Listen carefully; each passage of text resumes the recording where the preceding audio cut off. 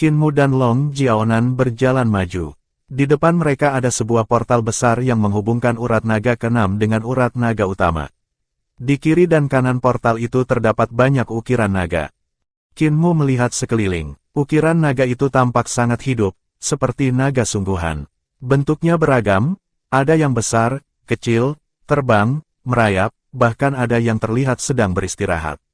Jumlahnya jauh lebih banyak dibanding lukisan 100 naga di kuil Guntur Agung, di sini ada lebih dari 1000 naga.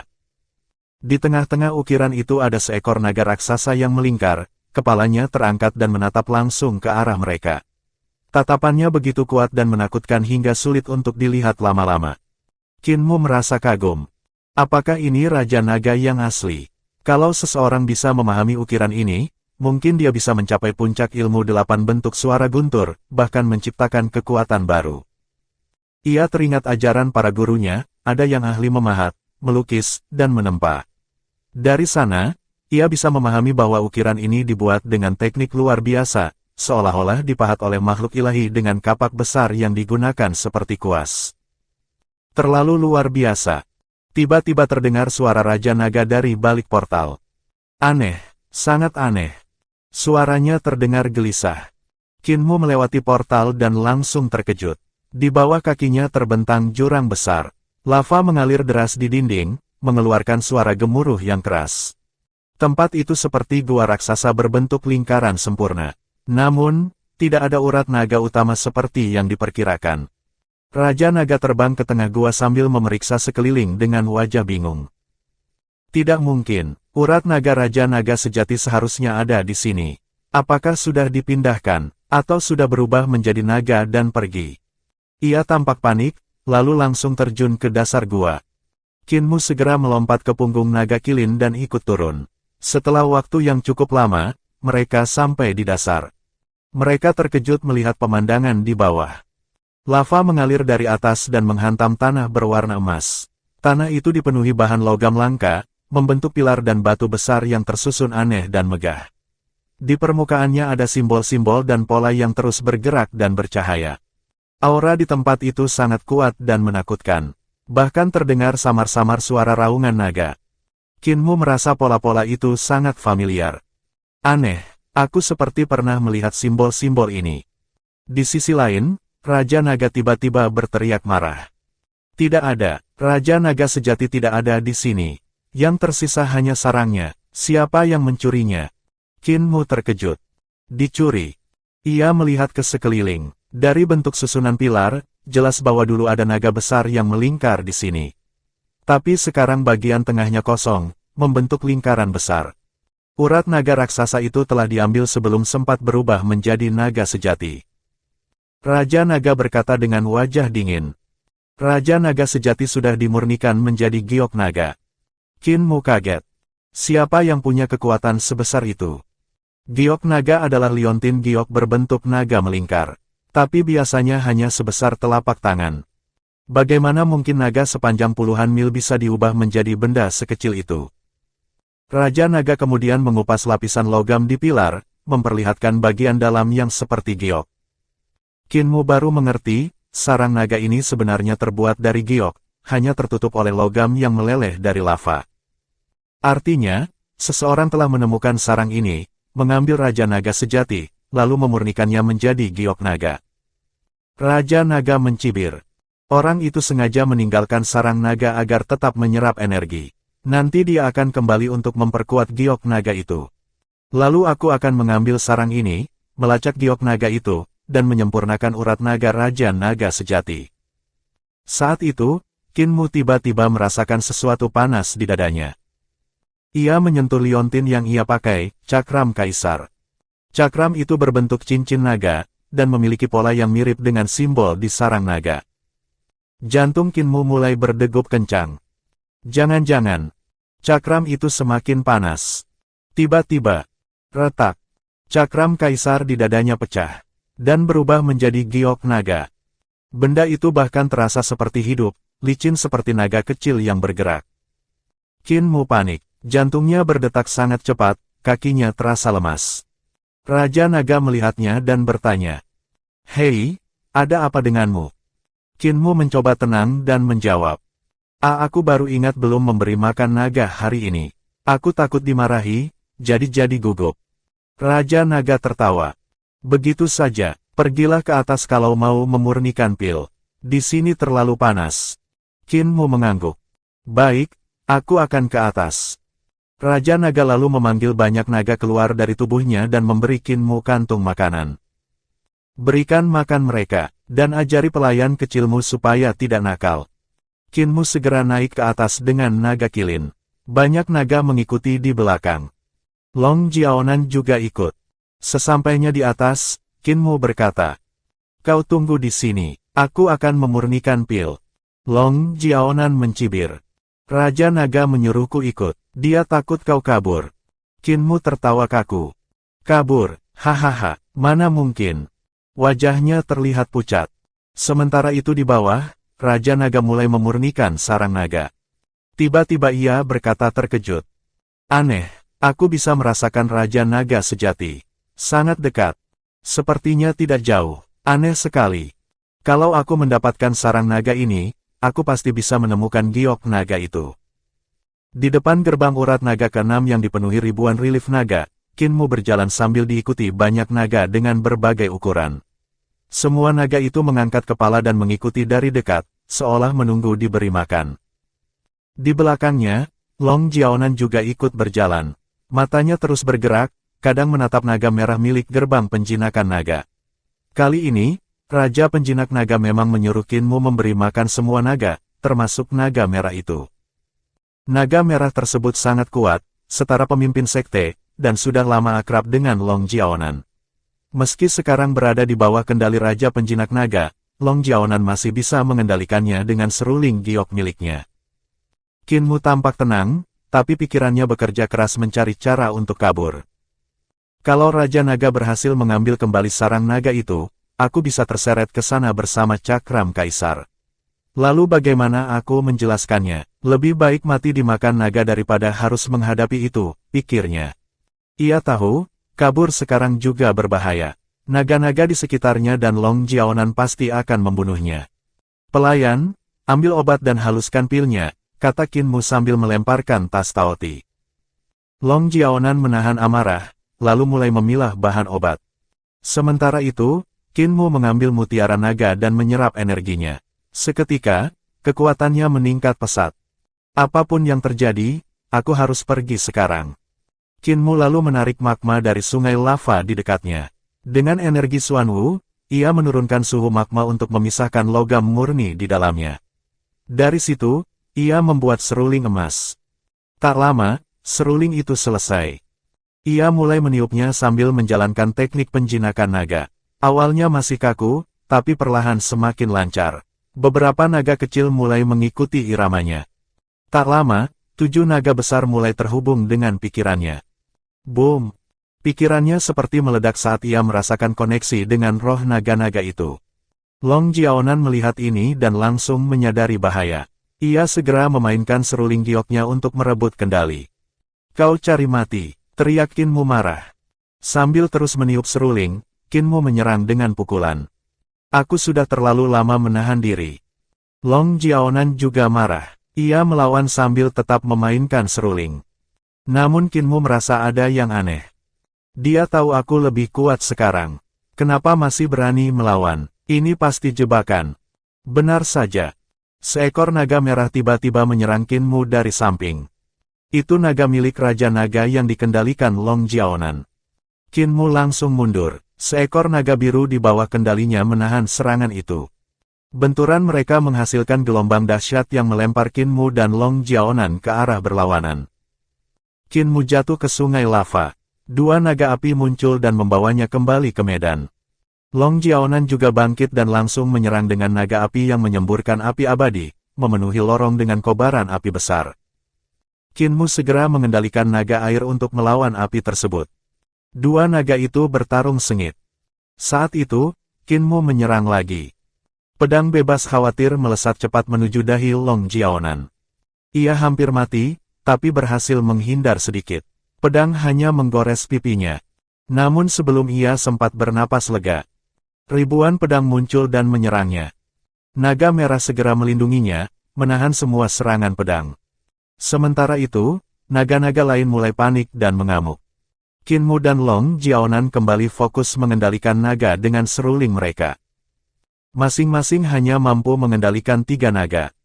6 naga itu bertarung sengit, menghancurkan lorong urat naga. Meskipun Long Jiaonan lebih berpengalaman, teknik Qin Mu cukup seimbang.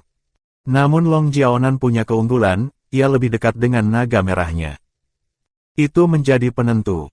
Naga merah miliknya berhasil mengalahkan naga Qin Mu dan langsung menyerang Qin Mu. Aku akan membalas dendam, teriak Long Jiaonan. Qin Mu mundur cepat, berubah menjadi bayangan yang bergerak di dinding. Maaf, saudari naga. Tiba-tiba, dari belakang Long Jiaonan, kilin naga muncul dan menyemburkan api. Long Jiaonan menahan dengan mutiara naga. Saat itu juga, Qin Mu muncul dari atas dan memukul punggungnya. Boom! Tubuh Long Jiaonan hancur dan terpental ke dinding. Kalau ada kehidupan berikutnya, balas dendamlah, kata Qin Mu dingin. Pedangnya langsung menusuk dahi Long Jiaonan. Ribuan pedang turun menghancurkan tubuhnya hingga tak tersisa. Kali ini, ia benar-benar mati. Qin Mu segera meniup serulingnya. Seekor naga api datang. Ia melompat ke punggungnya. Naga gemuk. Kilin naga ikut naik dengan gembira, masih membawa kantung makanan. Bagus sekali. Qin Mu jarang memuji, jadi Kilin sangat senang. Naga api itu melaju cepat menyusuri urat naga. Dengan kecepatan ini, aku bisa keluar dari reruntuhan besar kurang dari sehari. Namun saat ia melihat ke belakang, wajahnya langsung pucat. Semua naga tadi masih mengikutinya. Mereka menatapnya dengan kepala miring, seolah berkata, "Mana makanan kami?" Qin Mu mengeluh.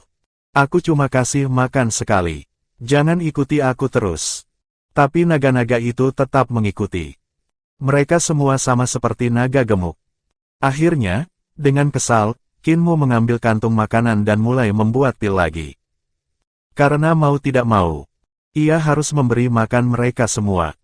Memurnikan pil untuk naga-naga itu ternyata sangat mudah bagi Qin Mu. Setiap jenis naga membutuhkan pil yang berbeda, jadi ia harus membuat banyak jenis pil. Namun, Qin Mu bisa melakukannya dengan cepat, lalu memberi makan naga-naga kecil itu sampai kenyang. Awalnya, ia mengira setelah makan, naga-naga itu akan pergi. Tapi ternyata tidak, mereka malah terus mengikutinya. Rencana Qin Mu sebenarnya adalah mengendalikan satu naga untuk kabur dengan cepat, sementara naga lain menyebar agar penjinak naga sibuk mengejar mereka. Dengan begitu, ia bisa mendapatkan waktu untuk melarikan diri. Namun, semua naga itu sudah menganggap Qin Mu sebagai tuan mereka. Mereka menolak pergi darinya. Hal ini membuat Qin Mu kesal, tapi juga tidak bisa berbuat apa-apa. Di buku panduan penjinakan naga hanya dijelaskan cara menaklukkan naga, tidak ada cara mengusir mereka, gumam Qin Mu pasrah. Naga api yang ia tunggangi berlari cepat di dalam urat naga bawah tanah, bahkan 2-3 kali lebih cepat dari sebelumnya. Qin Mu kagum, naga memang jauh lebih kuat dari manusia, dan daya tahan mereka luar biasa. Setelah menempuh puluhan ribu mil, kecepatannya tidak berkurang sama sekali. Naga memang hebat, kecuali naga gemuk itu. Dia benar-benar memalukan bagi bangsa naga, katanya jujur. Ia teringat sapi biru milik Bashan yang juga punya darah naga, dengan stamina luar biasa. Tapi saat melihat naga kilin yang gemuk di sampingnya, ia makin yakin, yang satu ini benar-benar pengecualian. Naga kilin akan kelelahan hanya setelah beberapa ratus mil jika berlari cepat. Bahkan jika santai, setelah beberapa ribu mil saja dia sudah tumbang seperti babi mati dan langsung tidur. Dengan kecepatan ini, aku akan segera kembali ke Yankang. Qin Mu merasa percaya diri. Jika sudah sampai di sana, ia bisa mengaktifkan meriam penembak matahari, atau mencari bantuan orang-orang seperti si buta dan kepala desa. Saat itu, ia tak perlu lagi takut pada penjinak naga. Namun tiba-tiba, "Anak kecil, kau membawa nagaku kemana?" Suara penguasa naga tiba-tiba terdengar di telinganya.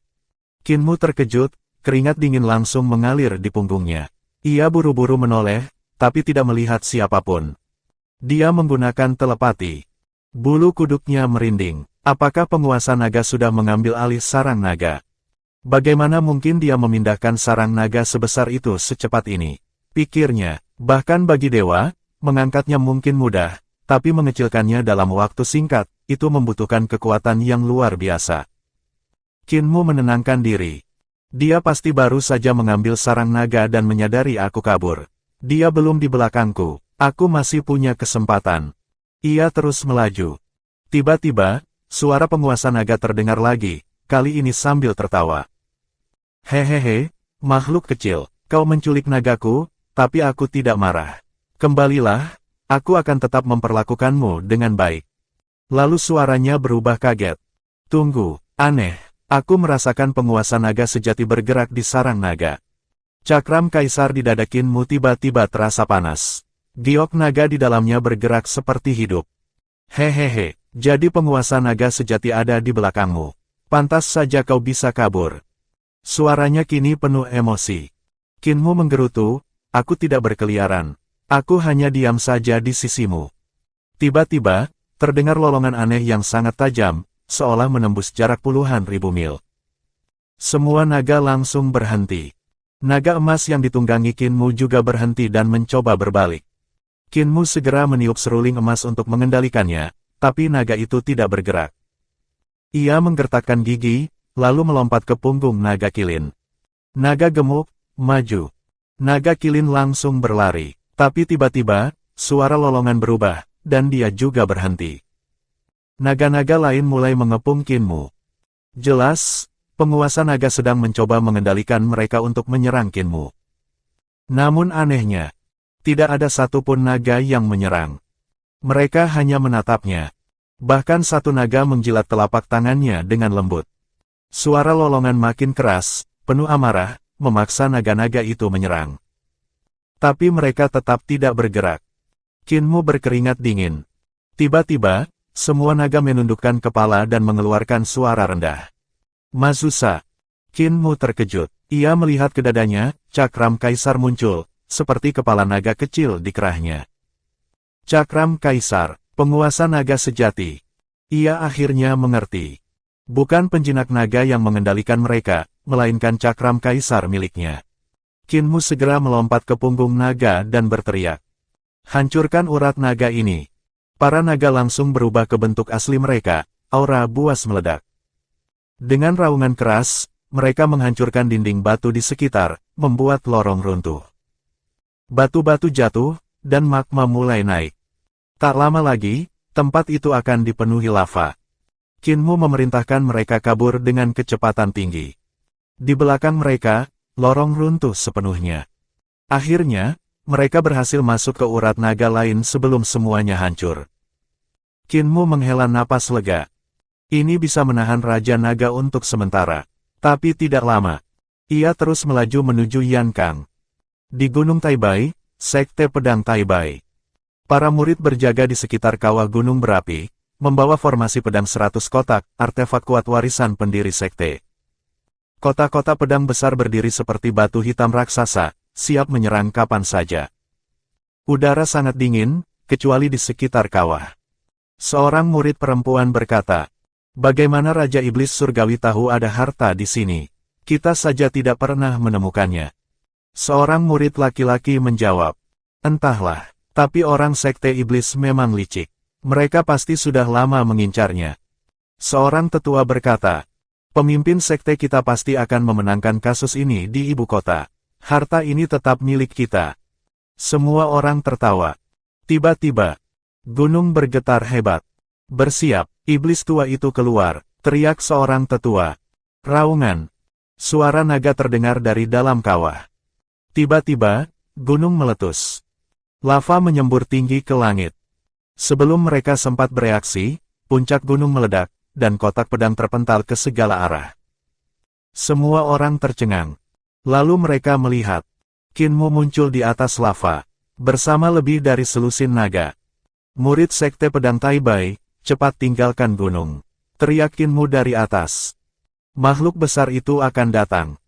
Makhluk besar apa? Teriak mereka marah. Namun saat itu, Gunung Taibai bergetar lebih hebat lagi.